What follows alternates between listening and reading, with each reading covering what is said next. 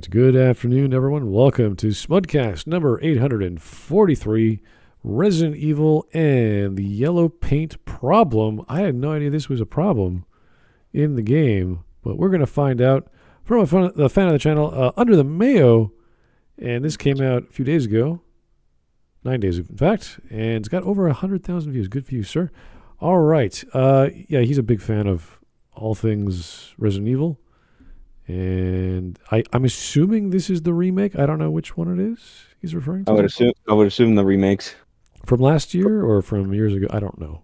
The recent release. Doom 20 Industrial Laboratory. Whoa, what happened? So they used green lights to lead the way. What? Am I missing something? What? Someone just hit the play button or something. Anyway. Sorry, it wanted me to. It said something about needing an extension. Okay, well, it's weird, but anyway, so I could only assume this is referring to this big problem where it's like you have like for no reason in a lot of games in recent years just matte splatters of yellow paint. It looks like to point you in the direction that you can go, which is so dumb. Yeah, it's lazy and insulting.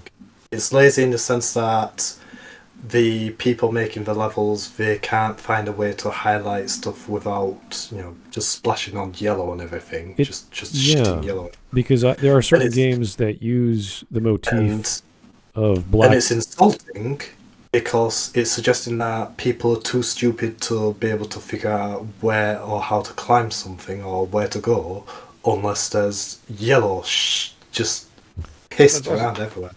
But it is also sprayed on unnecessarily on things that are obvious already, so it's just everywhere. So you're right about the insulting the intelligence of the player, and then finding the way is also part of the game. So why is it done? Yeah, they have the goal to defend it by saying, "Oh, tell me you haven't worked in quality assurance testing." Tell us. Well, I have no idea what the noises just were you made. But the thing is, even Ubisoft back when they actually gave a damn about making good games. But a lot of the early Assassin's Creeds, they were able to highlight where you could climb and where you could go without having to do this. And in the case of those games, it was at a much greater level that you had a range of options to traverse through the environment and the level design. You could see it clearly. It's like if the terrain or the wall seemed a little bit off, you most likely could deduce on your own that you could grab that while you were doing the climbing and the parkour. It's just it left the early Assassin's Creed, at the very least the early ones, left that up to you. It didn't give you like, hey, you could go over here. It didn't do that. It's the part of the classic, oh, this wall texture looks different. I recognize that as the breakable wall texture, which stands out a little bit. But that still kind of blends in. Well yes, you see it, but it blends in. And the yellow paint doesn't. Like, who put that there and why? I was going to make a mention of actual games that use black and white or black and gold prominently as a design choice, not as an indicator, and that's Deus Ex, the original Human Revolution. Not the original Deus Ex, Human Revolution. Original. No. Okay. When you say the original, then I first think the original game. Yeah, no, the one with Adam Jensen, yeah. But Human Revolution, but I don't even remember it being that egregious in that game either. No. The indicators on the map were fairly straightforward. There was nothing complicated. It was part of the augmented reality stuff, wasn't it? They had this weird sort of hexagonal map thing where everything was just like even in the second game or the sequel had this armor plating, like it covered Jensen's body. Sometimes they played around with that, but it was always black and gold or black and yellow. Now with those colors, it's a very good contrast for, let's say, hazard signs or road signs where they're black and white or black and yellow, sometimes red. So it's not some unheard of idea. It's good for warning labels, for traffic labels, all kinds of stuff like that. But which is why in Human Revolution, which is why in Adam Jensen's games, that contrast served to allow them to not have that be as egregious in terms of the design of anything, be it the levels or anything else. Yeah, because that contrast was already something that is something that already worked well, and they just incorporated it into what they made. yeah. I think As opposed to yellow paint, as opposed to yellow paint, which is very intrusive. I think the yellow paint problem became a problem. The first game I remember it being used in, which was Uncharted 2, where in the middle of a fucking jungle, yellow paint. Was that before or after Mirror's Edge? After. Because I have without it's just a wild guess, but Mirror's I Edge think- had justification why it had terrain highlighting, path highlighting. But none of these other games do, in my humble opinion. And I think they just took that technique from Mirror's Edge and splattered it everywhere, not knowing what they were actually doing. They basically took it too far. With Mirror's Edge, it's Well, they used it without rhyme or reason. It's just like many crap games of the last years that we see. They're just amalgamations of random game mechanics duct taped together that the devs don't know what they're doing because they're not gamers. They're just people who make a product and think they're making a video game. It's like these comic book movies made by people who don't care about comics. people who actively hate them. And who make an active point of a proud point of not having read the comics. It's the same thing. There are no game designers behind these games, I would say. And the thing about Mirror's Edge, so they show you three colours, if I remember correctly. There's blue for the slow route, yellow for the middle of the road, and red for the fast route. And also, the slower the route, the easier it is. The faster the route, the harder it is. And it's not even the fastest route, the red route. It's not even the actually fastest route for people who actually know how to play the game. It's more of a crutch for beginners. I didn't play Mirror's Edge. My roommate played it, and I watched it occasionally. I think it had, on the hardest difficulty, it removed the highlighting. Yeah. And that's how you know that the people who made that game, they still were game designers. They knew what they were doing. They gave you the option in the first person jump and run to remove the path highlighting. Something that all of these crap games today don't do. That are not about jump and run. That's not completely true. I mean, there's lots of games that do it how Skyrim does it, which is you'll get the quest, you'll get your objective, you won't be given any directions, you won't be told where to go, or exactly what you're looking for, but you can turn off the quest markers, so you can force yourself to just wander around like a fucking idiot, not knowing what you're looking for. You mean like Morrowind Wars, where you actually had to write down the quest on a piece of paper with the directions and figure out where the hell the in dungeon Morrowind, even is, and then you walk into the wrong one. Well, in Morrowind, That they was gave great. you directions. They gave you directions in Morrowind. The wrong one, that was, I think that only happens the one time. No. that- No. The directions are vague. Yeah, the directions vary. So you accidentally walk into the wrong dungeon. I walked into the wrong crypt at least twice. It's fun. All right. That's what an adventure is. All right, let's get on with the video. It's a 20-minute video. Here we go. I think we're all. Is that Bad Boy Ben? Is he in the chat? I can't see. Yeah, I'm here. Oh, there you Yeah, are. just get in. Okay. How's it going? You're good? Yep, I'm good. Okay, cool. All righty, here we go. I hope everyone can hear the audio. Did you ever notice how the Resident Evil 2 remake from 2019 is full of yellow paint telling the player what to do? It's everywhere. Yet people didn't complain about it. Fantasy 7 has yellow paint. Oh my God. I can't hear anything. Okay. someone. What the? Can you guys hear the? I can't hear the video. can hear I'm assuming he's talking right now. We're at 17 seconds. There's a little skip there. I don't know if you guys are okay. Give it a refresh, see if that works. Me? Give it a refresh? Yeah. Go Yeah. for it. Let me see.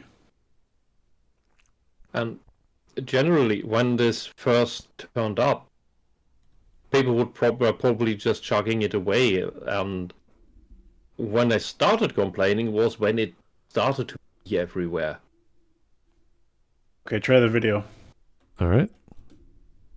Yellow paint. Oh my God. So if people are freaking out about it now, but no one cared 5 years ago, Can't hear anything. what changed? First, we're just... That's weird. Yeah. Yeah. Have you checked the volume on your window? Yeah, on your end. Because that is local. Volume is local. Okay, try it. way more aware of it now. No, I still can't hear him. What the hell? What the hell? I mean, I can hear you guys just fine. Is your but tab muted? Is your browser muting the? I don't think so. Shouldn't be. Let me try refreshing it again. Oh boy, watch together. Check system volume control. Well, Yeah, the volume's fine on the tab. I don't know why it's not. Can you throw it into another browser? Let me see here.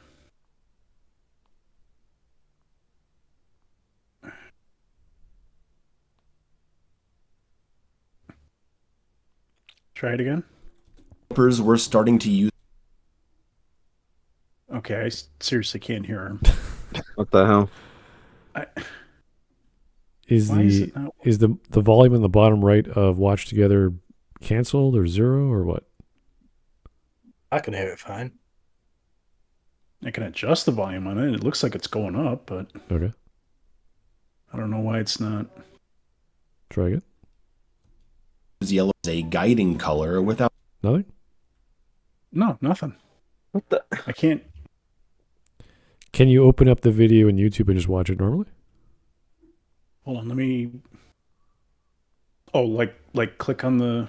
Like copy the Nice. link of. Wait, let me give you the link to the YouTube We video. need yellow paint that leads to the solution of this problem. Like just play Okay, that. I can't even hear. I can't even hear the YouTube video. What the hell? Yeah, that's weird. Okay, something's up. Okay, With then your it is a local problem. Yeah, something's wrong with your browser. It Maybe might reboot, be, come back in. Well, no, I think Okay. if you could hear us, you could hear other things. It's just something's wrong. Well, with that this. is, but Yeah. that is the roughest solution. All right. Well, go ahead if you want and come back. We'll keep watching the video then.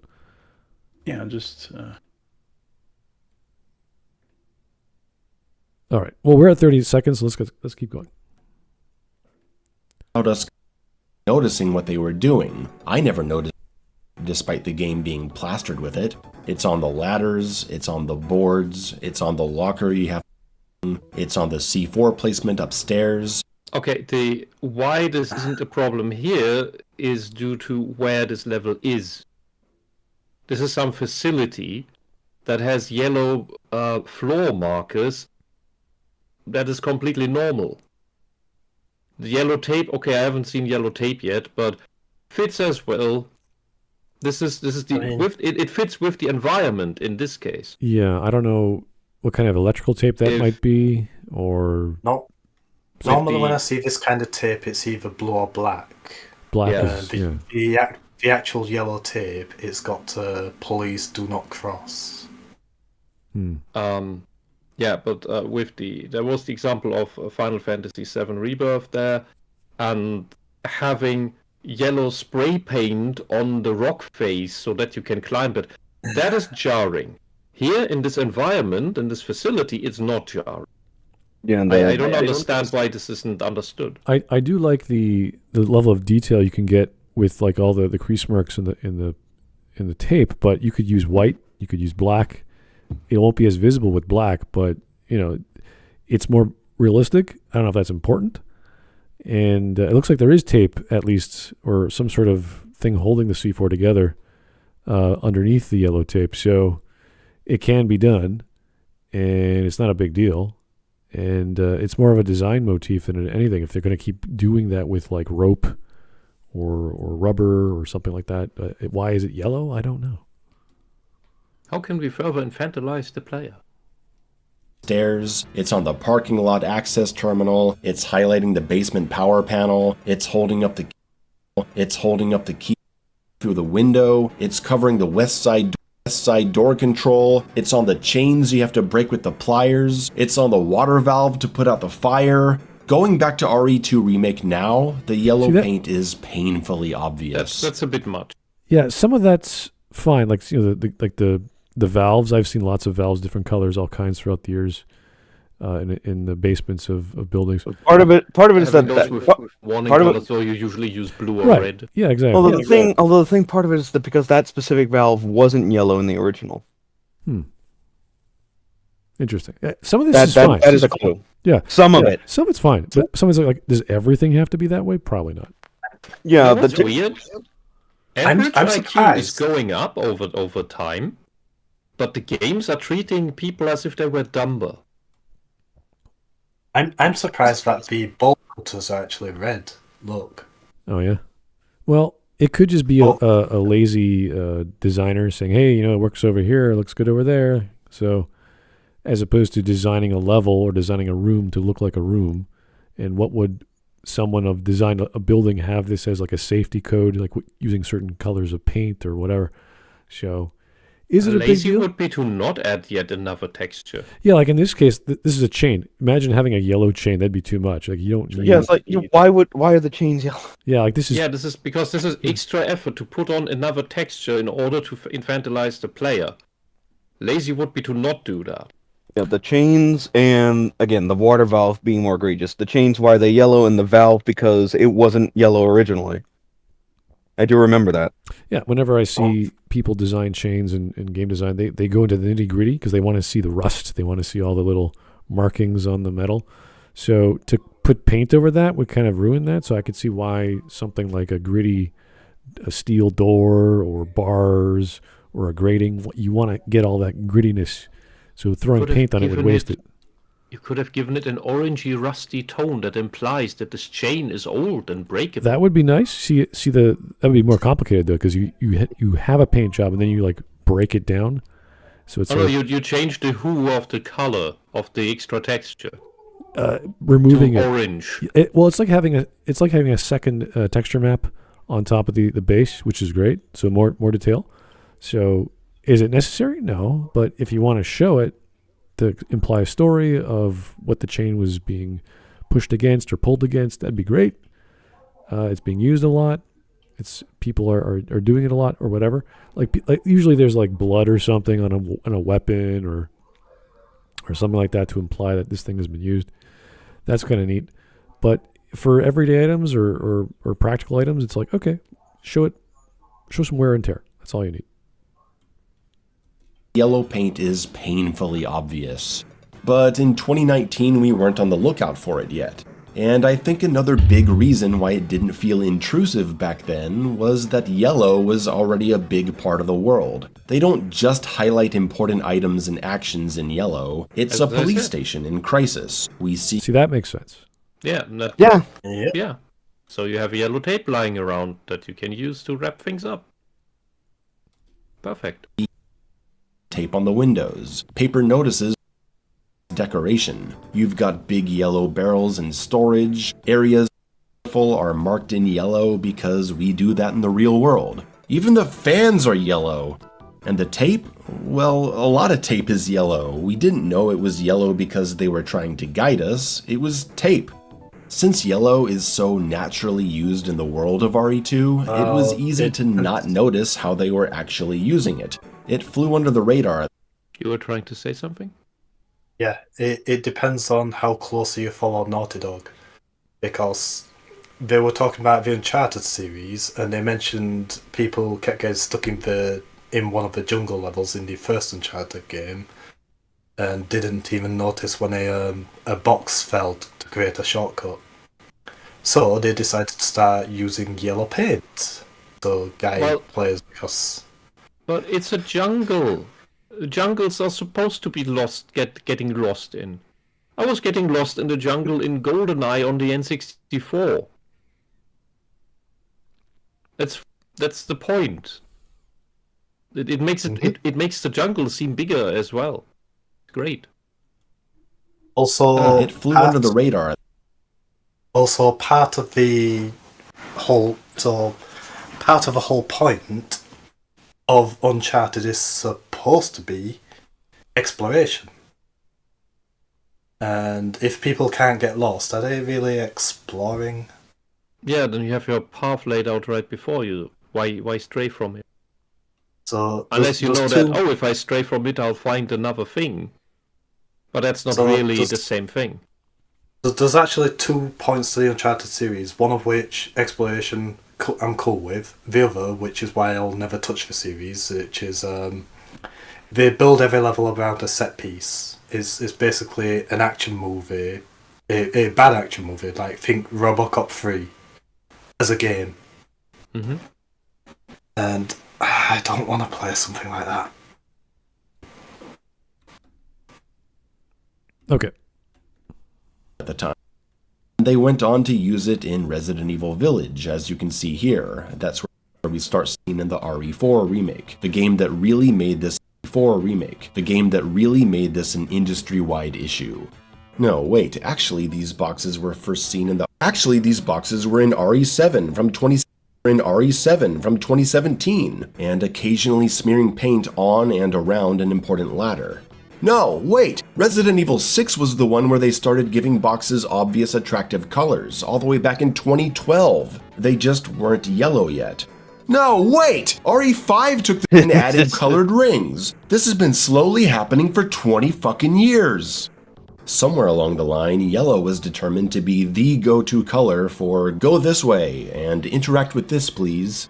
Yellow is an eye-catching and complementary color. It stands out against metal, wood, greenery, and blood. It's the color of caution, so it works well in industrial science settings where there's a lot of activity going on that's hazardous to human life. You can justify yellow ladders in these facilities that are filled with yellow handrails and caution zones. And we need strong visual communication when things are moving quickly and you're making fast life or death decisions. One of my favorite new games is Mullet Mad Jack, a time-based shooter moving at lightning speed, with a yellow trail on the ground, and every door leading in the right direction is framed in yellow, which helps immensely when you need to orient yourself, since you can get turned around and die within 2 seconds. Having a color as a guiding system isn't the issue. It's more that people are getting tired of seeing the same color used in the same ways in more and more games, sometimes with no good justification in the game world, and it starts to feel like they're being treated like they're too dumb to figure out what to do on their own,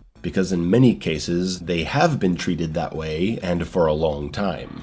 Even an obvious bright red set of pliers in a cabinet in unobstructed vision right in front of you, illuminated by a lamp above, also has to have an indicator floating above it from 15 feet away, just in case all the obvious art direction goes over the head of someone not paying attention. It turns our... Yeah, that looks annoying. Yeah, but that's not as egregious as the yellow paint, though. Mm-hmm. Oh, don't worry. It does have yellow paint in it. Yeah, but that's just annoying UI from the whole setup of the room. This is great. I love it. Yeah. Yeah, this is what you do in level design. Oh, hey, bad boy. Hey, bad I boy. figured it out. Okay. And I'm a total fucking idiot. Was it the volume mixer or what? You know the little volume thing in the right-hand corner? Knew it. where the time and the date is on the taskbar? Okay. Yeah. You know, Do you have... it was still set for my external speakers of my computer. Oh, you had the wrong device. Okay. Yeah, I'm going through all the settings and yeah. Okay, so can you hear the watch together now? Okay, fine. Yes. Good stuff. But yeah, I'm an idiot. to go back to this, like the only real issue is the UI prompt coming up from the other side of the room. Other than that, like Whiff said, which I agree with, like everything else in the setup to forgetting the bolt cutters, very well constructed. The imagery for that. And again, this is not as bad as the main topic, which is the yellow paint. Yeah, like I would love this game's got more problems than just yellow paint. Yeah. Although that is part of it still. Yeah. With just this screen, if you need the indicator, just have it from close up. But I think this could work perfectly without an indicator. Oh yeah, which many old games did. The design choice, like the perspective, the lighting, the contrast of the red, the only object at the horizon line, everything is pointing in that direction. And to have the indicator is kind of like, yes, that's the one thing. That's the one that's not needed. Yeah. Well, they just recently in the Silent Hill 2 remake. I remember reading an article saying that like they have like a setting that you can turn on in there where James's head will turn towards an item that you can pick up. That's cool. Wasn't that in the original? Like you don't get this kind of like pop up on screen. It did do, you know, like what we're seeing right here. Pretty sure that was in the original. I didn't play the original with Silent Hill 2, but I remember reading in an article saying that the original. What'd you say? It did do it? Well, yeah. The thing is with the original when is James, when you walked close to an item that you could pick up, it happened in. I think it also happened in Resident Evil 3 and every Resident Evil since. Where, or did it happen in Resident 4? There were no like indicators like the one on screen here. Oh, no. The head tilting, where the character's head would turn towards an item that they could pick up. I don't think it was in 4. It might have been in 3. I just don't remember, but it was not in 4. It made you pay attention. Like the item was just there. If you saw it, then that's the player seeing it and you going to grab it. That's about it. Yeah, the game made you pay attention. That's what I mean. okay. Dramatic, thoughtless experiences. Some kind of visual guide is well vaulted to these new universal lazy standards like distant pickup indicators and yellow paint splashes means they're doing nothing to artistically disguise their signposting and make it feel organic. Yellow in modern Resident Evil games went from a color being used both in the natural game world and as a guidance tool to hundreds of appearances of big, ugly, obvious paint splashes on barrels and boxes and ladders, with no context for why it would ever be there. The developers were done pretending, and done trying to blend their guiding yellow color into the game's aesthetic. The infamous tweet from about this needing to stop set the game design world on fire, creating a gaming public that's now hyper-aware of 16 million views. Congratulations, man. Very well deserved. I think everybody who made the design decision to make this, and everybody who's letting this go through, should be fired. Just looking at this just makes me want to vomit. Yeah. If at least they would go to, in this level, this glowing moss would make more sense. Let's put the glowing moss everywhere. If at least they did that, but not even. Not even. now of this over. Kinga? Resident Evil didn't even use red because to represent blood spatters, which at least would have made more sense. Yeah. Considering the story, considering what's actually going on. And Egert in the chat, it's not laziness. It's thinking the players are dumb. That's what it is. It is that there is the only element of laziness in there is that they don't have to think about level design anymore. Yeah. But at large, they think the players are dumb. Yeah, that's the bigger issue. All right. They project. It's the same thing that Hollywood does. Okay. Used crying out armies of defenders, claiming that anyone who is against this simply doesn't understand game design testing, as if we were all stumbling around like idiots before the invention of yellow paint. Hell, when I thought this was just an isolated event in RE4, I thought it was fine. But seeing how widespread it is, I can't stop thinking about the poor design mentality this practice actually reflects. In 5 years, only making an effort to hide what they were doing and hardly anyone noticing or taking issue with it, to games just plopping in yellow paint with no thought put into it because that's just what you're supposed to do now. And now every time a game comes out with yellow paint to guide the way, whether it's Dying Light 2 or Final Fantasy 7 or Horizon... Oh, this is an interesting screen he had here. It looked a bit like Turok. It's Warhammer Revolt Gun. Yeah. A game comes So what you see here, you have these collectibles, which are themselves path indicators. Yeah, that's already enough. It hurts. The people who made this never played a collectathon in the first place. Mm-hmm. Whether it's Dying Light 2 or Final in West, it becomes the target of mockery. Both Horizons. Resident Evil 4 exact sense of forward motion, with a few parts of more open exploration. You have a well-designed map to help you establish your location and your way to go. The level design is fairly intuitive, rewarding curiosity, but also having a smooth flow.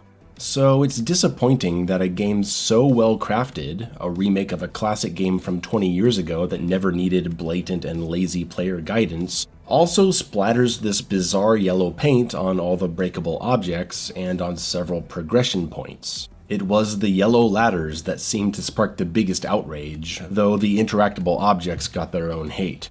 When the action is fast, the player is moving around a lot, looking left and right and making quick shots, it can be important to have obvious indications for life-saving resources or options. A brightly colored glowing pickup will draw your attention in the madness and change your next navigational decision. The slower a game is, the less dramatic the visuals. You learn the surfaces and textures of the game that allow you to interact with them in the respective way. Which is what you would normally do. I was thinking along the lines of, because all the power-ups or pickups or destroyable objects are a certain color, then it's okay, this is how the where the eye should go. This is where the player can familiarize with themselves. Whereas imagine if the boxes were all different colors and didn't have any indicators, and you would have to experiment and say, okay, can I break this box? And hopefully in modern games or bigger games like Resident Evil, you can, because destroyable objects are fairly common in the environment of a corridor or whatever. So if you see wood, you think, I can break that with my crowbar or the butt of my sword or whatever. Great. But do they have to be the same color all the time? This is the video game versus reality argument. Is it too video gamey to have these power-ups, to have these interactions that look the same? Or do you want it to be a thing that is believable? Like this is a basement of a building or something like that. So what's the trade-off, and how do you get that? And they went for the gaming element, ultimately. And the more a game is, the less dramatic the visuals need to be, generally, as the player has more time to take in what they see and they're making fewer decisions per second. We also have to take into account the graphical realism that games are striving. Red save point, it just sticks out in the otherwise dreary caravan. I think for a save point, that's relatively okay. Generally, yeah. Well, even in Resident Evil, the save points were all in a... in Resident Evil, it was the typewriters, which are all black. It's not even super... But it's not even super bright. It's a sort of muted red. So, it's not, hey, look here, dummy. Yeah, it's whatever the design of the game is. So the typewriters is a type. It doesn't make any sense why you're saving your game on a typewriter, but that's the idea. So it's not completely like, you have to have some game logic to make sense of saving in a world where the story is a survival horror and you could die at any moment. So you have to have that point of relativity. So that's fine. And it's always done in a safe environment. It's never like out in the open when you're about to die. Yeah, Resident Evil also has like obviously the typewriters, which are basically jet black, but also scattered around the mansion or the police or the RPD or whatever. You have the ink ribbons, which the containers being like a dull silver. Well, it's like that's also something you have to pay attention in addition to everything else you're doing. Yeah, and that style of game, even with Devil May Cry, there's always that weird flash flickering light source coming off the object of whatever interactivity. So that was the motif, and that was great because you could have all kinds of different objects of different color and shape that were interactive. So it really depends, because sometimes that's annoying and sometimes it makes sense. If it's like a piece of metal, perfect. If it's a non-reflective material and it has this little flickering light, you're like, what is going on here? Why is the game telling me to go there? Well, then again, I won't blame DMC too much for it, considering that because the first game was supposed to be Resident Evil 4 originally, that was Right. one of the many carryovers from Resident Evil that DMC ended up inheriting. Yeah. So there's a certain extension of interactivity and game design to make it still feel like a world. And even in the first Resident Evil, as low poly as everything was, and everything was focused on texture maps because you had these corridors and blocky enemies, it had to look like and feel scary and creepy and dark. So you couldn't have too many bright colors in the first place. And I think when you got the shotgun, that was a big deal. Like that was like, oh my god, I got a real weapon now, and how do I use it? So you want that to pop out. You want, you got a thing that's going to save your life, or a tool that's going to open a door. Great. And that is sort of like that put on a pedestal moment you want, as opposed to rummaging around in the dark looking for items. And that's also why it became tradition that the shotgun is always your second weapon in any Resident Evil game. Oh yeah. Pretty much. Even in Devil May Cry, shotgun is always the second gun you get. Really? Yep. That's cool. For these days, AAA and even some lower budget titles want their games to look as real and serious as possible, often filled with more and more environmental detail and clutter, which results in developers needing to create a stronger contrast for things that are actually interactable in some way. If there are 20 different kinds of box, how do you signal that to the player? Well, apparently by slapping yellow paint on them. The original Resident Evil 4 never needed this silly level of hand-holding, as they trusted players to simply break the barrels and boxes they found as they played. Yeah. They have a look to them that makes them stand and interact with, without some dumb, obvious method of signposting. This makes me think of the old fixed camera Resident Evil games, which had two ways of letting you know something was important. First, since the backgrounds were 2D rendered paintings, any collectible item like ammo, health, or puzzle items naturally stood out because of them being 3D rendered models. They didn't logically mix with the world, so you knew you could pick them up. Second, since the games used fixed camera angles, they could draw the player's attention to important items through intentional camera direction, just like a movie's framing of a particular scene can make you focus on what the director wants you to think about as you're watching. In the absence of intentional camera direction and the contrast of 3D objects on 2D backgrounds, games can still make interactable objects eye-catching with the right coloring and texture. If you need to foolproof your game, you can have a pop-up tutorial that tells players to try to break different objects to find important resources. Now they know to think about this stuff. Or you can naturally show the player how the world's interaction works in a scripted event or a cutscene. Imagine a zombie stumbles in, attacks Leon, and Leon kicks him away. The zombie falls into a breakable barrel, revealing ammunition. No tutorial prompt or obvious visual indicator is needed. My favorite example of this is in the Dead Space remake, when Isaac picks up a fire extinguisher in this cutscene and uses it as an explosive against a necromorph, and you can actually use these at any moment in the game. So are we to simply accept that just because Resident Evil 4 Remake has more lifelike graphics, that yellow paint recall that was in the original. But that is still a decent way to passively tutorialize something that you can actually do in gameplay. Yep. Yeah. Yeah. It's like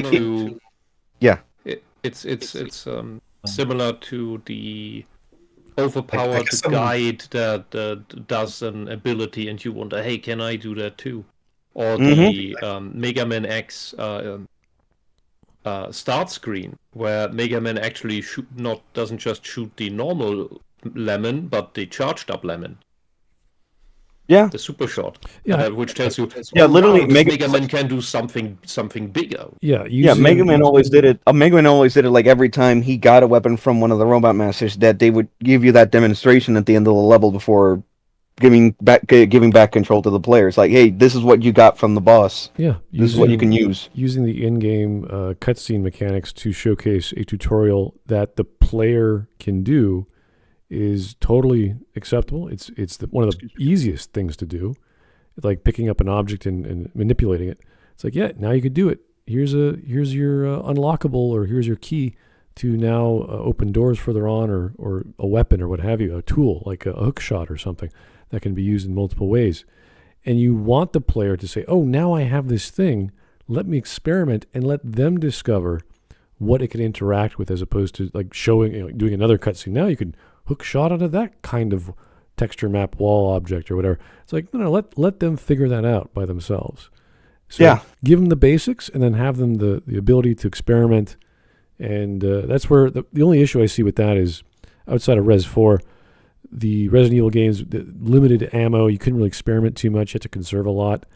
But that's the style of game. That's the point. You have to survive and move around and don't waste your big guns for little riffraff. So it's like survival horror for a reason. Yeah, people like it came to the logical conclusion, like save stuff like the Magnum or special weapons for the big air enemies. Yeah. So you want them to experiment, but you want to experiment with a certain freedom, that like the knife or using a melee weapon that doesn't cost much, and that's especially with the Res 4, because it's such a bigger game compared to the other games in terms of mobility and gameplay. So yeah, more action packed, and yeah, they give you more weapons for sure. But yeah, I think like you could probably, like in a game like Resident Evil 4, you could like say like, okay, this specific barrel you can break, everything else you can't. Just make it one specific barrel for like ammo or health or whatever. Instead of like marking it as with an X or whatever. Just say this specific barrel you can break. Everything else you can't. Yeah, in the 4 remake, they probably could have taken the opportunity to like take the scene where Leon and Luis are tied up, and then the other Ganado comes in to chop them up. They could have used that scene in the remake and like have the guy get kicked into a barrel that you can break in game. Yeah, it's like have an item in there. Yeah, and then you figure out, and then you see the item after the cutscene ends. You see an item where that barrel was. It's like, and then you let the player put it together. Oh, I can break those things to get items.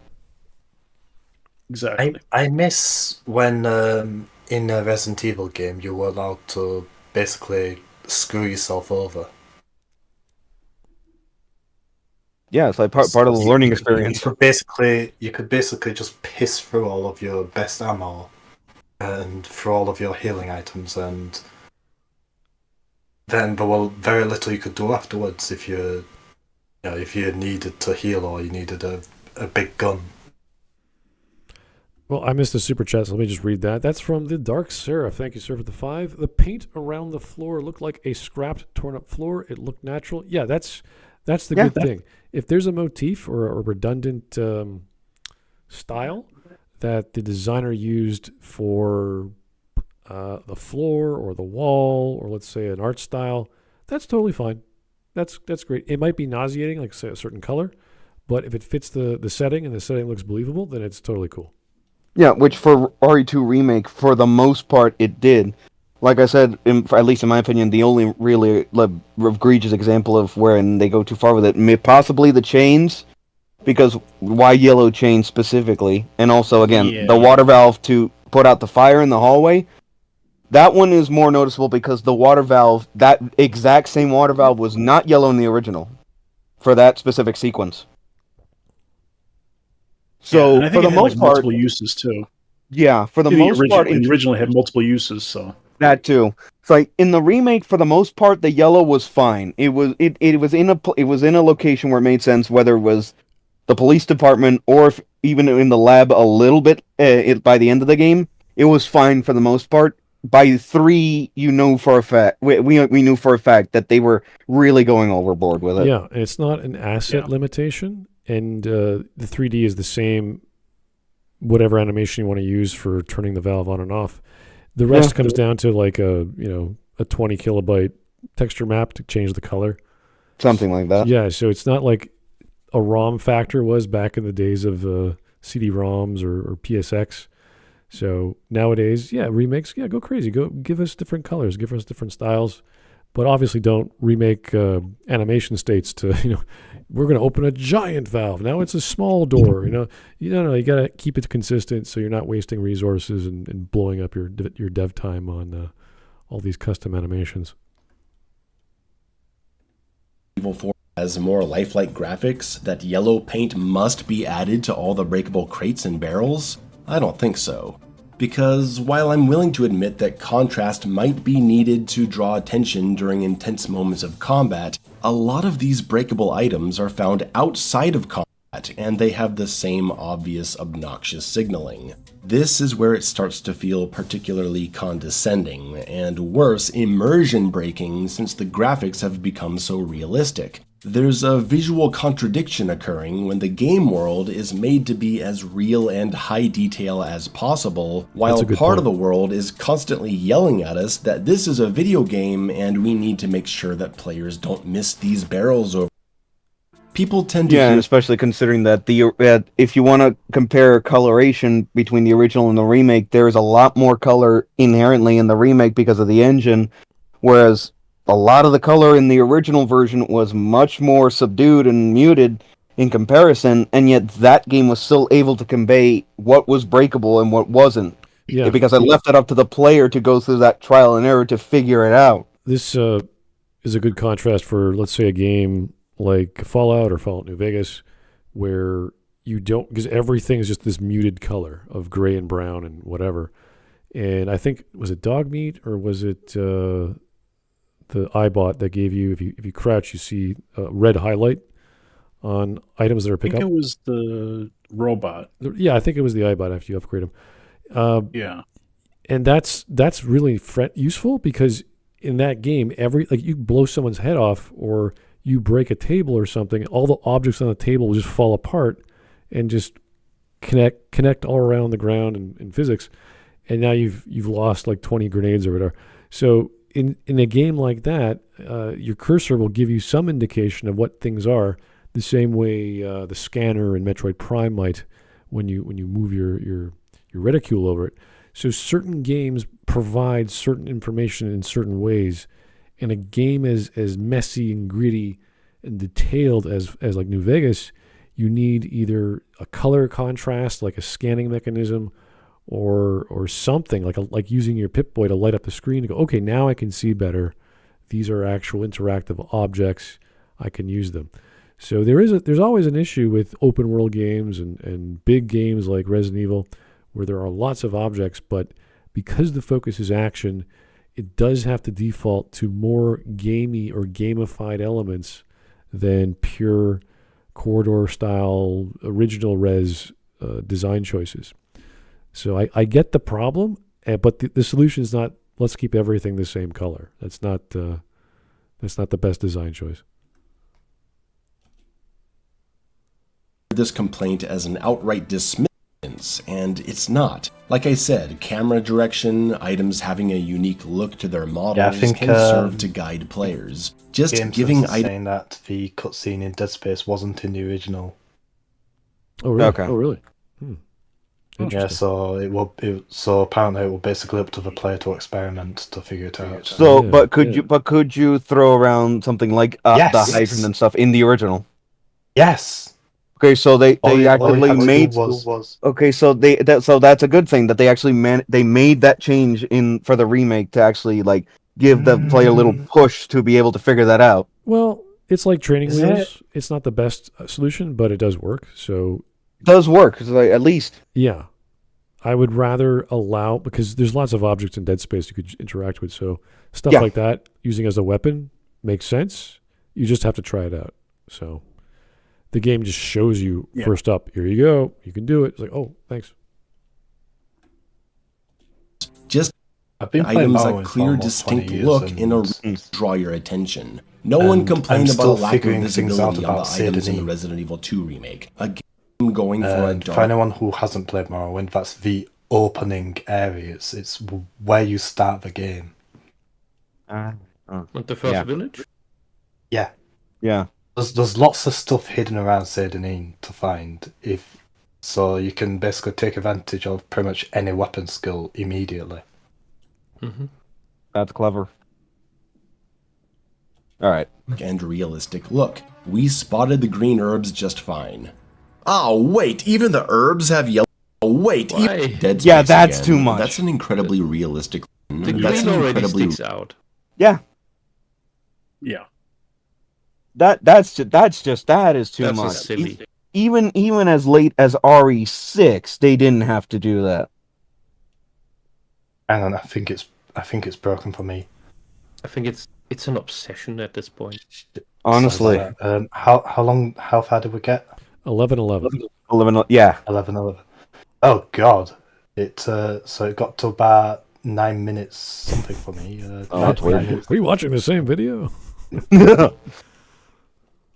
Are you caught Yeah, back 11, up or? Okay, there we go. You're good. Okay. Okay. Yeah, I was just basically just lost connection for a bit, and it I had to leave and rejoin the call, and Okay. All right. Okay, don't worry about it.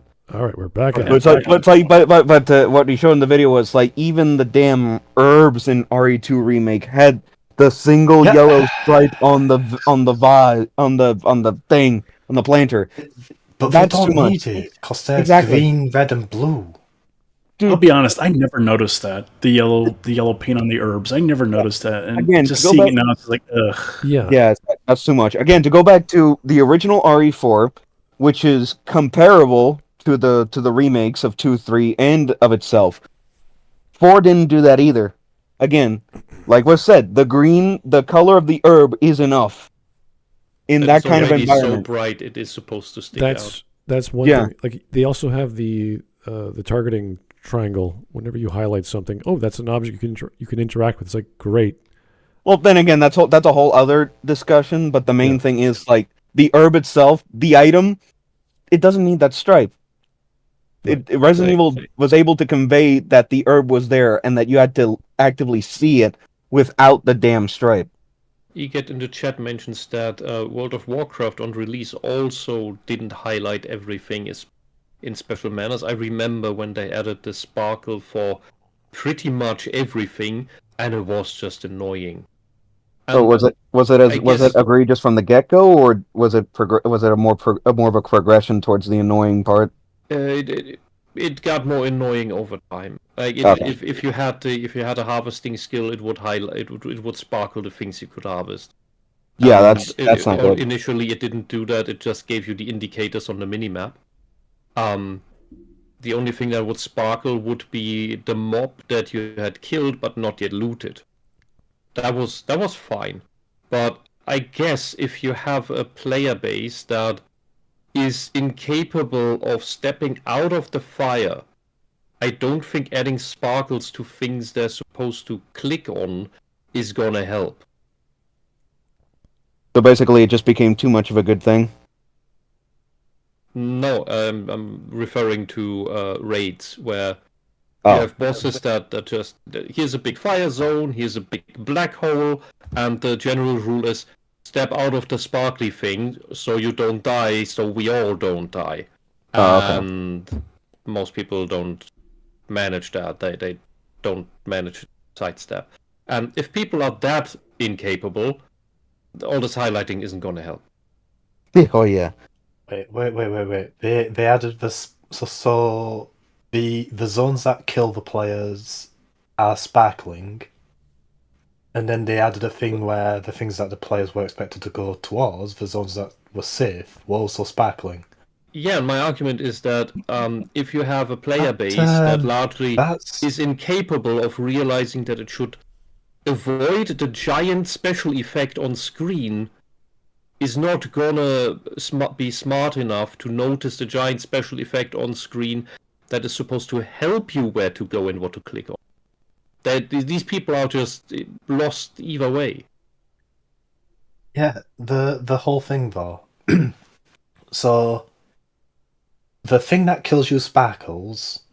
So while the thing that kills you sparkles, they decide to make the thing that saves you also sparkle. That's fucking stupid. No, Right? no, That sounds like Dark Souls shit. The thing that it just indicates is that the sparkles do nothing. They only annoy people who notice them, but people who don't notice them aren't helped by them. So they're just detrimental. Just don't do the sparkle things. All right. Let's continue. Yes. Realistic looking game, yet it is never confusing when it comes to where you get your resources. Lockers have lights on them that feel like natural parts of the world. Pickups have a shine because you're regularly in frantic combat, needing to spot them at a distance, and the glimmer fits with the future space aesthetic. The items pop.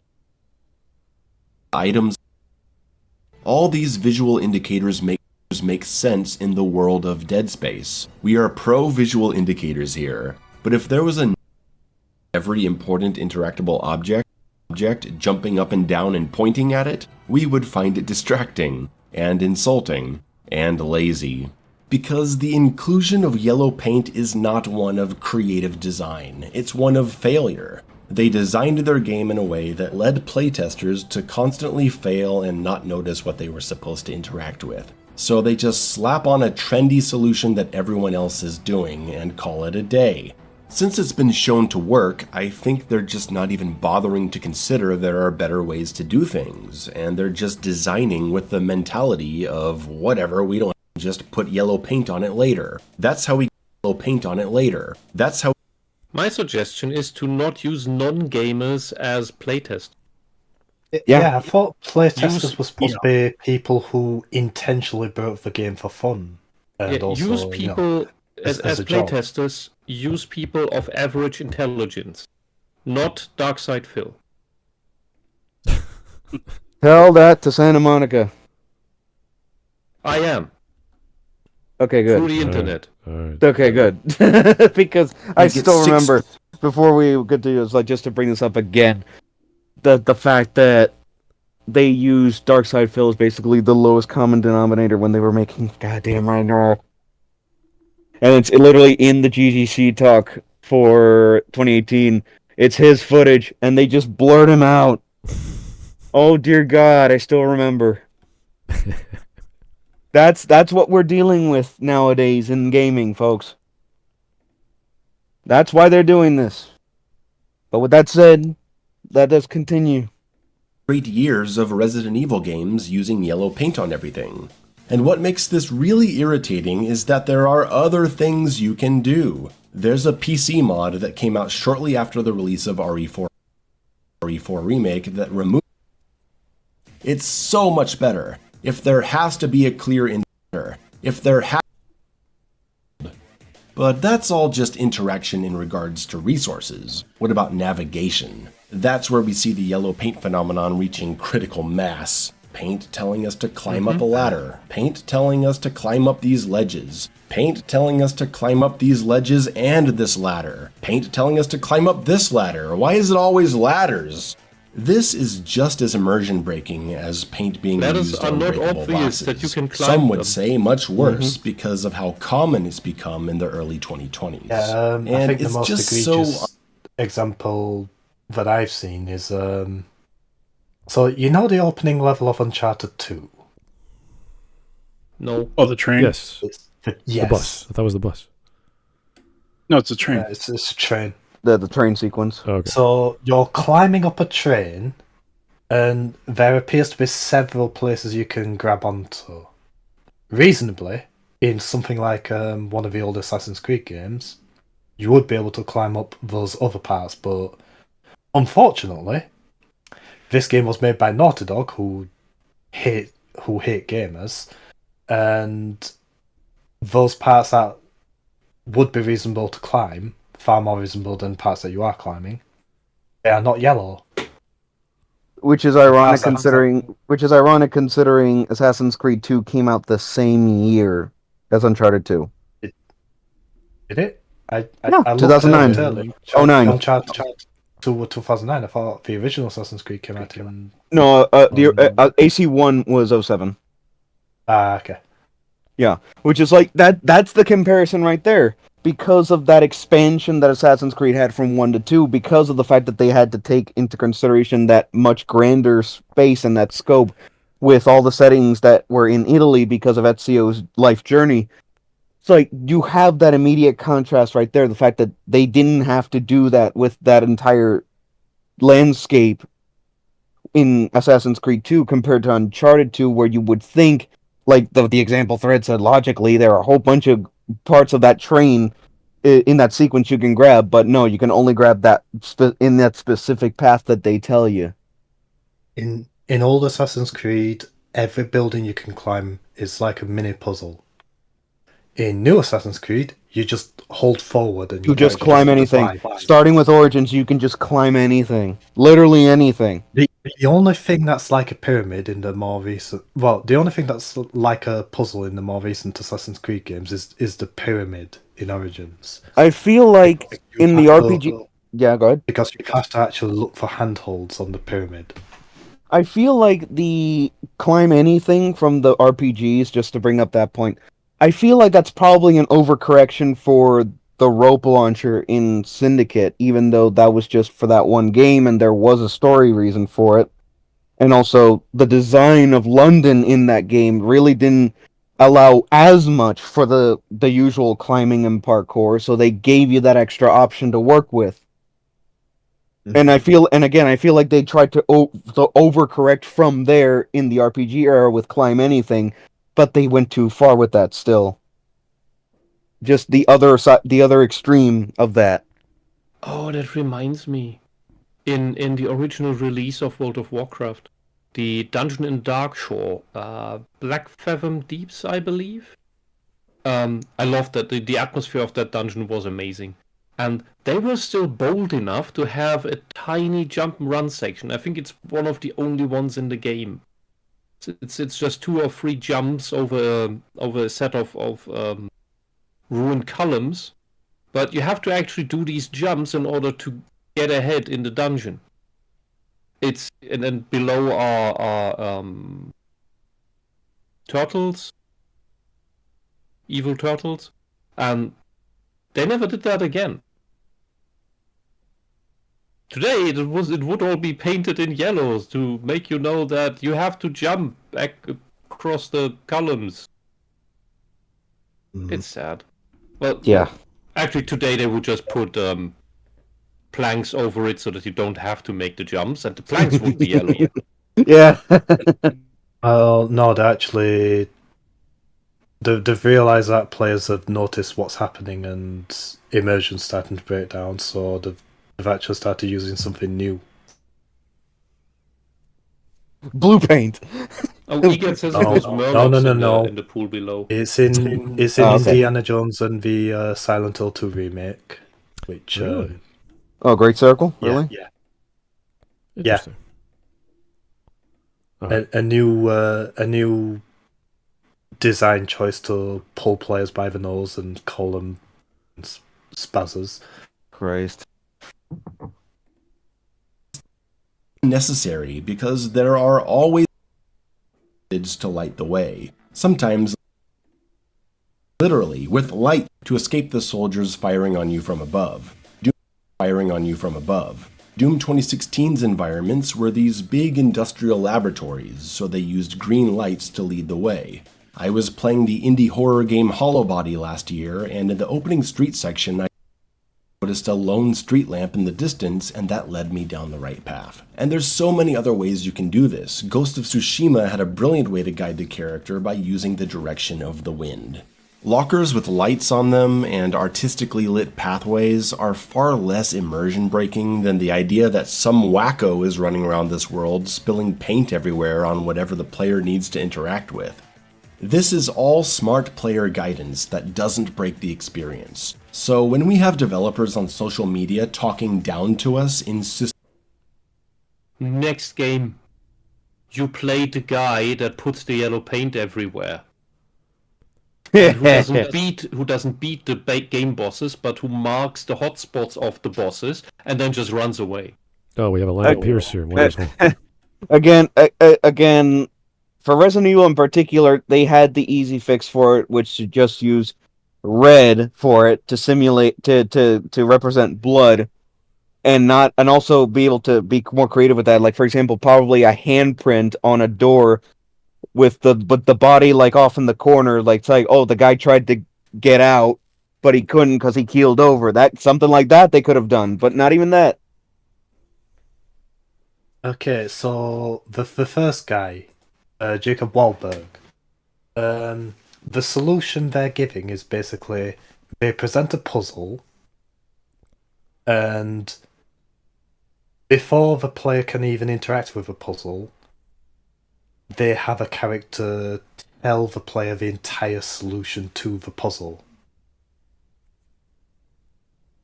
So it's within a second of the person being shown the puzzle that they start getting given a solution. Yeah, That's solving a problem that didn't exist. That's actually presenting a new problem by taking away player agencies, taking away players. I mean, we have the one clip of we have the. Sorry, go ahead and finish your thing. It's taking away a player's ability to overcome a challenge. Yeah, it's like we also have the one clip from the Synthetic Man where he showed off the specific puzzle with Kratos and Freya working together for it, and it's like we have the clip of him like hearing the voices every other fucking second, and it's like shut up every single time. That right there is the perfect example of what you're bringing up. Well, because that's just too much. Yeah, that's actually similar to this problem here. The idea behind any logical issue, and every video game is a logical puzzle. Even the combat is a logical puzzle. So it doesn't really matter what context we're talking about. In the idea of a puzzle, you have to show all of the pieces to the puzzle solver, the user, so they know, okay, this is the scope of the problem. These are the things I have to manipulate. And in this case, Alana's giving the theory that, well, if you don't even know what the pieces are, you can't solve the puzzle, which I understand, but it's up to the player to discover those pieces, and we don't need brightly indicated things. We just need to know this is part of the puzzle, because there's so many games back in the day, let's say the Sierra adventure games, where you don't even know what the pieces are or how they interact with. Like the classic example is to make a disguise, you have to get a picture. You have to get someone's ID, so you have to look like the person in the ID. So you get some tape. You tape it to a mouse hole where a cat is going to walk past, so you can get cat hair. So the cat hair can be manufactured somehow into a mustache and all this other nonsense, which makes no logical connection. When the picture of the ID, the person has no mustache. Like there's all kinds of nonsense in these games that you don't understand the logic of the design that went into it. So yeah, but that's an ancient adventure game nonsense problem. Oh yeah, but that's the same. Our very regarded Alana here is just so idiotic that she projects her own idiocy onto a large chunk of the player base that they wouldn't know that they can interact with boxes. Right, because her mentality is she makes games, or she doesn't make games. She makes games. Makeup tutorials. I don't know exactly what she works on, but she's in charge of doing games for people with disabilities, so hearing impaired, visual impaired, and I understand that you have to then provide certain cues for a certain style of gamers, but that's on top of what should already basically work for the average player. She's like, then no. That should be an extra option. Yeah, she's like, no, it should be standard all the time. It's like, no, Alana, that's not who buys the game. Maybe 10 people who are purely blind. Yeah, none of this is for the visually or hearing impaired. This is for the mentally incapable. Yeah. This is for the DSPs out there. So that thing struggle stacks us as well. with Tears of the Kingdom puzzles. So that thing stacks us as well. Genuinely, anytime you see this in a video game, I want you to understand it is because myself and the people I work with are fucking terrible at our jobs. okay. That's not the defense the guy thinks it is. It really isn't. All right. Well, it's a design choice, and it's kind of similar to reading a story where the author is treating your audience like they're 4, when there's no need for that. And it's not. We know from the Cuphead tutorial that I know you said 4, but that 5-year-olds know how to do it. Yeah, it's kind of like, imagine a murder mystery where you don't know all the clues, and it's like, well, you read the story, the clues are there, and that's an argument to be made of how clear do you make the clues for the audience, because the puzzle's already hard. It's already going to be difficult for you to figure out which clue is relevant and which isn't, and what's a lie and what's not, what's a subterfuge. And then you, in your brain, before you get to the last chapter, have to figure out the solution of who killed who. So that's hard enough. So I understand to dumb it down, to give these options available to everyone, but it's no longer fun.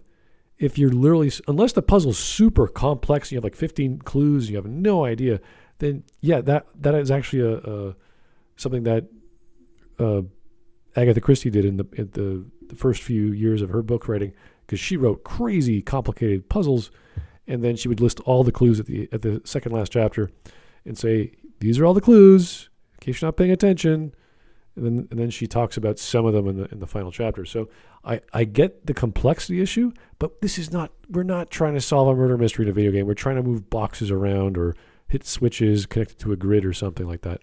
So yeah, there has to be a level of acceptable intelligence, and then you can't go beneath that. It's like, okay, I'm making this game for my 8-year-old nephew.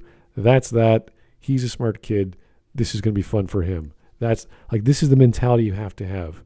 Yes, it's for kids. Yes, it's for people below 15 or whatever, but you can't dumb it down any further. And once you have that, you go, oh, I'm going to make a smart game. I'm going to make great puzzles. I'm going to make really good design that has good color balance and lighting and shadow. And I'm not going to worry about all these other, like, is he partially blind? Is he colorblind? Is he hearing impaired? Blah, blah, blah crap. Let Alana figure that. And there's a simple answer to her question of, how would players know these items can be interacted with? By trying it out. Exactly. That's the point of a puzzle. You pick up the puzzle pieces, you rotate them, you slam them together and see if they stick. It's all. It's part of the gameplay. It's part of the fun to experiment.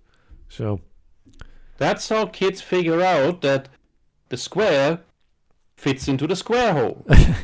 even playing with Lego. The circle fits into the square hole. I watch my nephew play with Lego, and he's always, once he builds the thing, he just breaks half of it apart. And like, now my truck has 2 wheels, and it flies off its snow shovel. It's like, that's not a car. It's a machine that's gonna break the ground. He's like, yeah.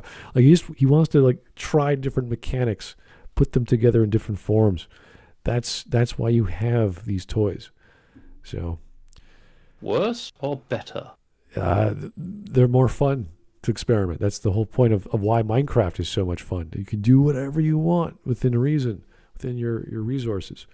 So I don't think making a machine that plays Doom in Minecraft is still in the realm of reason. Oh yeah. You can make that, but same with Factorio. Okay. You can build a display basically and then run Doom on it. Cool. I'm kind of tempted to ask about. I think I'll ask it anyway. Yeah, Glass Onion.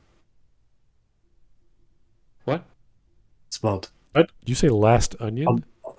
No. On the subject of murder mystery. Okay. Glass Onion. Never watched it. Never will. Oh, Glass Onion. No. I know he's making a third in the series, but I don't care. Oh, it's a murder mystery that basically it doesn't give you all of the clues. It it basically hides. Yeah, I know. I've It heard hides an reviews. entire character. Yeah, no, it's just a waste of time. Don't even bother. It's awful. If he was inspired by Agatha Christie, that means he's not at the level to write like Agatha Christie. So you can be inspired and write your own murder mystery, but it's not going to be at the level. And don't even try. Do your own thing. Make a simple murder mystery. Do your own thing. Writing. Do not even get into the first few years of. Do her last few years. That's easy. Her murder mysteries are easier, but the first, even her plays when she started were really good. So. It's like all the avant-garde Tarantino imitators who then make crap because they don't understand Dialogue. why Tarantino works. Yeah. And the same, they don't understand what is necessary to make an Agatha Christie story work. Yeah, it's even the fans who've read Christie for decades. It's like there's something else they don't understand because either they're not too intelligent or they didn't pay attention. Or it's just they get lost in the joy of the mystery, and they don't care about all the other stuff that makes it work so well compared to like American style murder mysteries or even later Japanese style. Those are different. So anyway, 14 minutes and a half. We're doing okay. We're almost done. Insisting that it just has to be this way, we know it's bullshit. Attractive colors have been used in various degrees of subtlety for ages. The old Uncharted games might have yellow somewhere, but red in other places. That's all right. It's about contrast and making something work for the world, and not using it when you don't really need to, so the player can just be observant and think. Ghost of Tsushima's climbing sections have subtle highlights here and there, while the rest of it is totally clean. We have to consider the context, we have to consider the intended experience of the game. Visual indications that complement your world instead of just painting stuff yellow because it works for everyone else. Into game. And I think a very relevant thing is to bring up the target demographic. The age rating that games get, which the lowest, aside from all ages, is 6. And all those other games somehow were for 6 years and up, and yet 6? a lot of them were 6 years and up. And I think I've got some things that are for free and up. I don't think we use free. Different rating systems, I guess. Because the Zelda games they require reading, but they work without yellow paint. So how do the kids know what to interact with? How do they get through the game? How do they know where to go? It's a bloody mystery. Problem has spread into games that don't even have high-fidelity lifelike graphics, where defenders could say it's actually necessary. In 2023, the retro boomer shooter Warhammer 40k bolt gun had yellow paint telling you where to go at times. In 2024, the game Forgive Me Father 2, with its vibrant comic book style, occasionally marked the way to go with yellow paint. Thankfully, they stopped after the first few levels. It's become a joke at this point, and players cannot see yellow paint as anything other than, hey idiot, this way, because they're not made with it in mind. It got slapped in later instead of finding a better solution. Or the games are being made with yellow paint in mind out of laziness or just the pressures of conformity, and that developers actually defend this practice, it seems that they're actually starting to realize that players are getting sick of it. So they've moved on to the next trend, white cloth. It's already begun. 2024's Silent Hill 2 remake and Indiana Jones and the Great Circle both ditched yellow paint and replaced it with white cloth, which I'm sure we'll see more of. Isn't it insulting, though? God. They see backlash to yellow paint because it's a lazy, immersion-breaking fix, and instead of finding creative in-world solutions to their navigation or interaction problems, they just find another colored material they can slap on things in every game for the next few years. We see what you're doing, guys. We have eyes. I'm dying to know how. Well, this is no different, I would say, than some of the game mechanics of let's say, The Witcher 3 with Witcher Sense, or I think it was the Wolverine game. He had smell-o-vision. It's not really the same thing, though. No. You But have to activate those things. yes, the same with Something Batman and you Arkham. Yeah, activate. all these. Yeah, but that's a whole separate issue with that Arkham Asylum started with the detective vision. But that's Right. that doesn't compare to this. At least with detective vision and derivatives of it, you at least have to actively search for what you're looking for, even with that. Yeah, I always compare it to Metroid Prime because the concept there is you don't have to, but you should scan everything for whatever codex information, but it also interacts with most objects anyway, so you're going to have to scan eventually. So it's kind of like that is half the game in exploration is to scan, whereas you don't always need to use detective mode. You don't always need to use The Witcher 3, Witcher Sense until you get to that little plot point key that you have to pick because you can't find it otherwise because you don't know where you're going. So that is a thing you could turn on and off. It's kind of like give me the reticule, give me the GUI, give me the HUD on and off. That is a nice medium solution, I would say, for what you're trying to do, how to get to point B, for example. So as opposed to just lighting everything up. This white cloth supremacy raises even bigger questions because spraying everywhere, yeah, that's dumb, and we want to know who did it. But fastening cloths everywhere in weird, hard to reach positions, that's a whole other skill. Holy shit, that's hard mode. When we make the game of the guy who puts it everywhere. Someone with a abundance of rags and a knife, and he just starts slicing off pieces. Yeah, of it's cotton. even worse. This is probably a team operation at this point. So the cotton conspiracy. I remember. So it were both shortly before the release of the original Left 4 Dead, and the commentary when playing Left 4 Dead, the developer commentary. They mentioned using light sources to guide the players through the level. Yeah. So there'd be a fire in the distance, and if you approach that fire, there'd be something else that you could, some door that you could go through or something. The safe rooms would also be sort of like lit up. Yeah. Did have a little red glow to them that you could. Indeed. So they'd be easy to notice from a distance. The old Wheel of Time first-person shooter had a secret spell you could find that if you used it, it would show you the path through the level. Like give you a highlight indicator. I think that's a neat way to do it.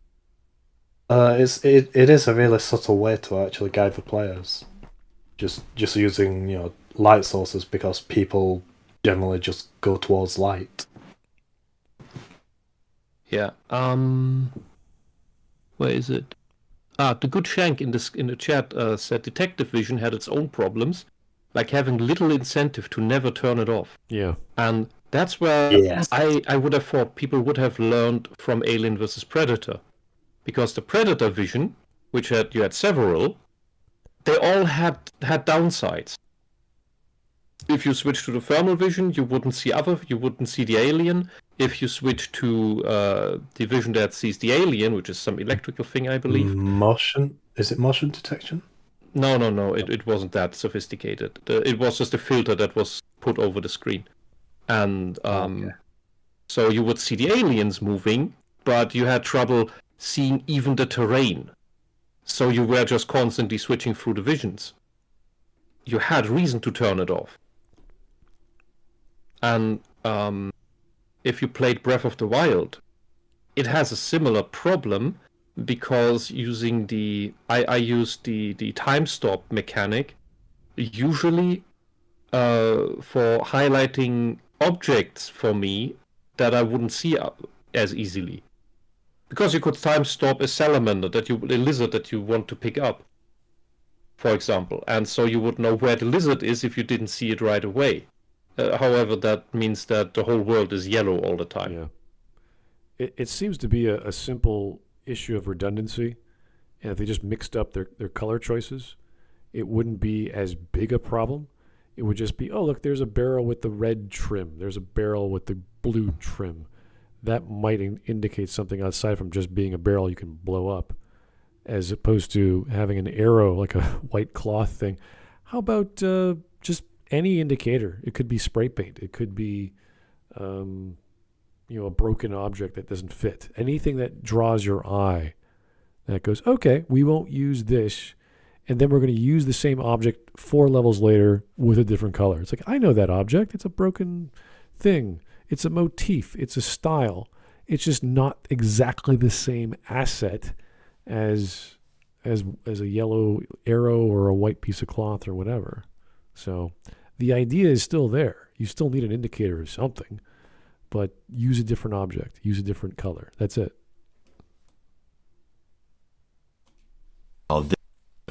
Remember in the original Silent Hill 2 where you just had some blood trails in the road to draw you in a certain direction? It was enough of a hint for the curious player. That's who plays survival horror. We just need a blood stain to follow. And now because the remake has to worry about armies of new players not paying a bad Steam review or complaining on Twitter, the original game's blood trail and a big open hole in the garage door is apparently not enough to get people to check this out. I bet that wouldn't be an issue with a fixed camera. Did the first version of this not have the white tape in the pop-up tutorial? Did they playtest it and find that some people didn't inspect the hole and then they ran around lost for 5 minutes?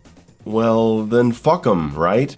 I've gotten lost in survival horror games because I stopped being observant. It's part of the process. Part of the fun. And let me close with this. Yellow paint whatever signposting happened is to, not just an isolated problem. basic To me, human it's one of curiosity? homogenization. I've been Oh no, the reason these devs work against that is because they themselves are absolutely incapable of dealing with negative emotion. They have zero tolerance, zero, as they call it, resilience. Because they always talk about resilience. They need to be more resilient, but they always have zero.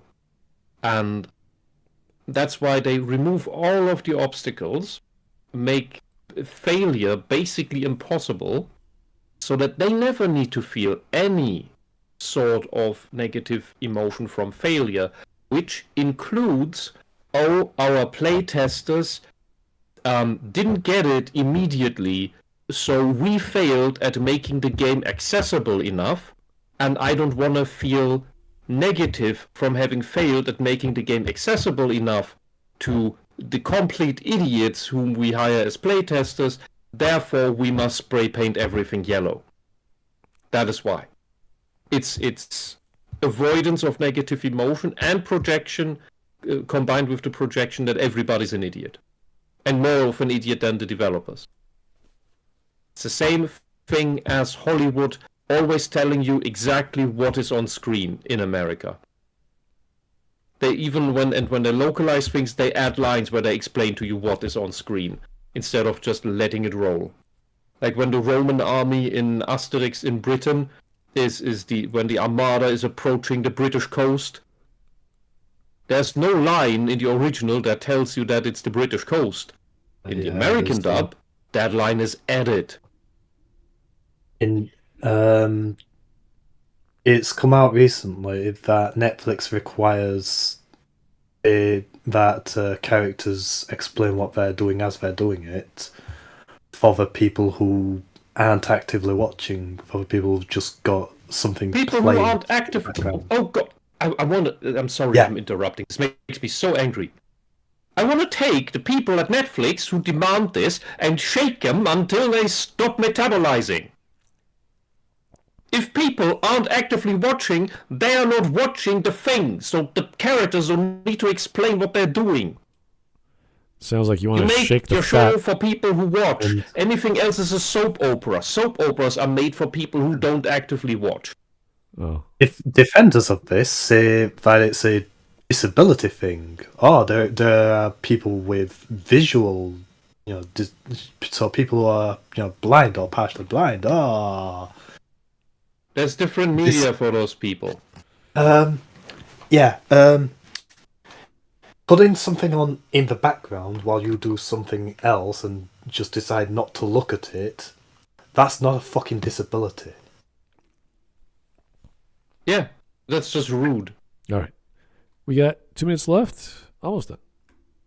I've been worried about the slow homogenization of video games for a while now, and this is just another sign of it to me. I see how you can't make a AAA horror game without an over-the-shoulder camera perspective, without an over-the-shoulder rarity systems where everyone automatically knows what color upgrade to go. The same lock-on, roll, parry, no animation cancel style melee systems. For a solid 15 years, we saw nearly every shooter have a cover system and auto-regenerating. And nobody took over dodge offset. That pisses me off so much. And generating health. Thank God we broke from that. And now they want to make it to where to look for the color yellow so we know where to go. I don't like how we're being conditioned. Oh, I know where this is going. If ever the revolution happens, the tyrants will just paint the streets with yellow markers so that the revolutionary mob that wants to bring down the tyrants instead follows the yellow markers right into the meat grinder. Oh, you mean the red felt barriers in the January 6th mob? They were all neatly went straight into... They walked nice and quietly. All they needed was to place a cliff where the lemmings all would jump into the shredder. Yes. They would have all gone in. They're a consumer base that goes into games expecting things to be a certain way, and if it isn't like that, they get confused and lost. There's a lot of people out there that won't play something just because the camera works differently or the controls are different, and now they can't play games that don't tell them where to go at all times. So we gotta put this stuff in all the games to help the stupidest person, no matter how many other players it negatively affects. What is this? Seriously? This is the kind of image someone would make as a joke, making fun of yellow paint, but it's real! To conclude this video, a summary of the points against yellow paint. It's overused and too obvious. It's applied in ways that don't make sense for the world. It's now a design crutch that takes the place of better artistic solutions. It's being used ridiculous. and frankly insulting. But there is actually a cutscene shown where it is, where a survivor actually runs under it. Because it's where the mercenaries are helping to evacuate civilians. Oh yeah, I remember that. Yeah, it's just that. So the problem is they use yellow paint, and yellow paint is you've seen how overused it is. Yeah, it's just the frequency and how much it's applied to every interactive object. If they just mixed up the textures and didn't make it so it lit up like the rims of a barrel. You don't need to do that for your lighting effects or your shaders. It would be fine. We'd be like, and get rid of the reticule. So we all know the story of the boy who cried wolf, and it's basically just it happens often enough that people just stop giving a fuck and just think that it's just taking piss. Alrighty, let's get some memes going for January the 12th. Here we go. Oh, who's this guy? Is that Johnny Bravo? As I'm going to say... Oh, yeah. I'm trying to place him in which character... Because he has the glasses, I'm assuming it's the villain, but I'm like, it could be someone else. That is Johnny. It is Johnny? Yeah. Good man. Yeah, okay, you got me. That's Johnny. He's looking at tall lady XXXL. All right. Jill sandwich, premium quality, healing herbs. Yum yum.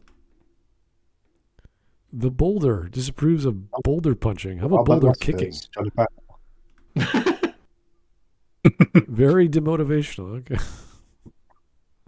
What else we got? I'm not gonna. Oh, yeah, we could watch that later on your own time. We didn't actually finish the video. Well, we're fine. We get it. It's a good video. Fair, but yeah. Here we go. Oh, God. Got vaccinated today. Went super well. Everybody was very professional and nice. In and out in 15 minutes. Oh no. Oh, dear. That's who she was calling. What is happening here? Yeah, she dialed the wrong number. She didn't dial Mother Miranda. She dialed Kirby instead. What do we got here? What's wrong, Ashley? I have something for you, but promise not to get mad, okay? It's just filled with fish. It's like it's the fact that fish are actually a viable option for healing items. The problem is like they just take up more space than the herbs. Yeah, they take up a lot of space. So it's like it's not practical to have fish because like the largest fish is equivalent to a first aid spray or a double green herb, but it's just too big. Oh, dear. Corona. This is That's an actual thing. This is and this is not coincidence. This is because China just steals everything without rhyme or reason. yeah, I think that's closer to reality. Oh no. Robert Redfield. Okay, that's pretty close. Uh-huh. I'm telling you, we live in our world is the setting of a higher dimensions role-playing session. Oh god, the Pope. Yeah, I'm gonna skip that one. It all makes sense now. Raccoon City goes through an outbreak. Umbrella. Well, at least everyone is going to die, and there will be no evidence against us. Leon, Claire, Jill refusing to die. Umbrella.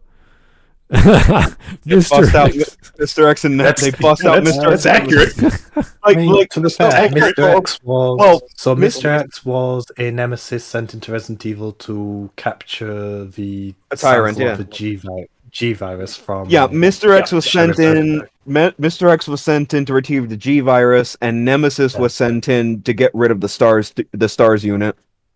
Yeah, Nemesis was sent in to kill the stars unit as a test of the Nemesis. Yeah, but He was a prototype. which he was going to fail anyway, considering Chris had already left the city to investigate Umbrella. So this is a joke on Rescue Rangers? didn't know that. What is this? I mean, it killed some stars members. Which one specifically? Well, that's I have no idea. They're in the big blue house. yeah, the bear. Oh, yeah. The bear. Barry, yeah, that's that specifically. There's too many references here. Save me, okay, yeah. So yeah, Leon is the bear and Ashley is the Mauschle. What is happening? Mauschle again. The friggin' the case is like a reference to an episode of like the how to make your own Tom and Jerry episode kit from way back then. I don't know if anyone else remembers that episode. Everything looks great except the gun, the knife, and the grenade all smashed together. That's the weapons slot. just throw them all together. And then the giant fish on its own, like I said earlier. All right, another video outtake from Bear in the Big Blue House. We'll watch that on our own time. It's okay. 17 seconds, and it's just like them like fucking around, like actually swearing. Okay. Let's see. I think I can. Insolent giraffe. I am a queen, and I will be treated as such. My, what a temper you are you showing? What a temper, yeah. Angle? Yeah. Cat fight. And then Birkin's like, cat fight. Mr. X, dude, chill. Aren't you married or something? Birkin, so. The Nemesis stars. Like the like a lot of the villains. What was the? Oh no, that's the remake. What's the name? What's her name from Code Veronica? Fuck. Oh, Alexia. Alexia Ashford. Yeah, Alexia Ashford. Yeah. Like this, all the villains. Har. What a pun! Fantastic. Oh no! What is this? Rise and shine, sleepyhead. It's time for supper. What the? Which one are you at? I'm at. I don't know. Where what are you at? I'm at. The That's like. It's a scene from Seven, replacing the Baker family with the Simpsons. Oh God. Yeah, you remember that scene, right, bad boy? Yeah, of course I do. That's just. This is great. I'm telling you, the main hall is supposed to be a safe room. I don't care. Oh my god, that was so great. That is just why that they do that in the remake of 2. It made more sense to do that in 3 because that's where that started. And yet in 3, Nemesis doesn't do that. In 3 remake, Nemesis doesn't do that anymore. This is great. Leon, what are you doing? I'm saving. Oh yeah, yeah, yeah. Oh, That's the typewriter. Is that a porn parody? All right, what is this? He's Redfield. He's Redfield. You're Redfield. I'm Redfield. Are there any other Redfields I should know about? I'm Redfield. I'm out of here. Doug. Har har. Okay. Oh, Konami, Silent Hill, Resident. Oh, he's in. Yeah. Yeah. Konami's like, God damn it! Now I can win. All righty. Pretty good. Some pretty good ones there. Yeah, some really good ones. All right. Well, I'll watch some of those later. Thanks, guys, for all the memes and the videos. And I miss when survival horror games weren't all Resident Evil 4. Well, they put them back on the map. So good for Res 4. And No. I mean the over-the-shoulder camera like Resident Evil 4 had. It's basically just about all survival horror games just do that now. Oh, really? Yeah. Well, they yeah. don't do it. Generally speaking, they don't do the fixed camera.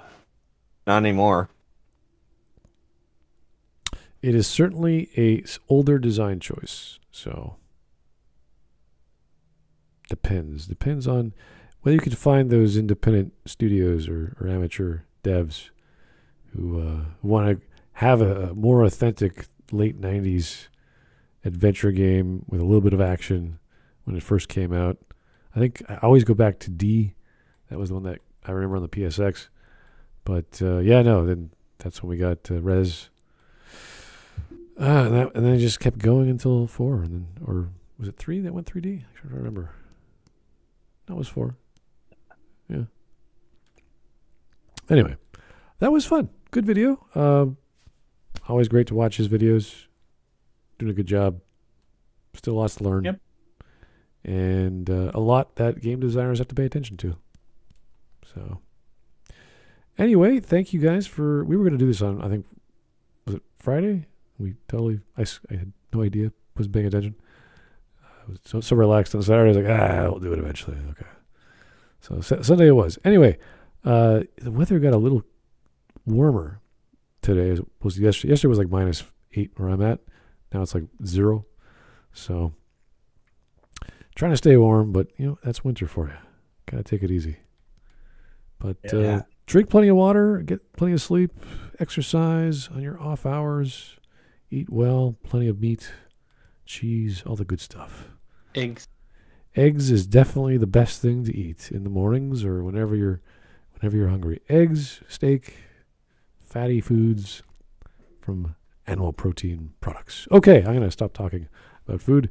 Anyway, thank you guys for your time. Keep the video suggestions coming and the voting going. We'll talk to you soon. Have a great night. I mean, you've already ticked off the bingo card.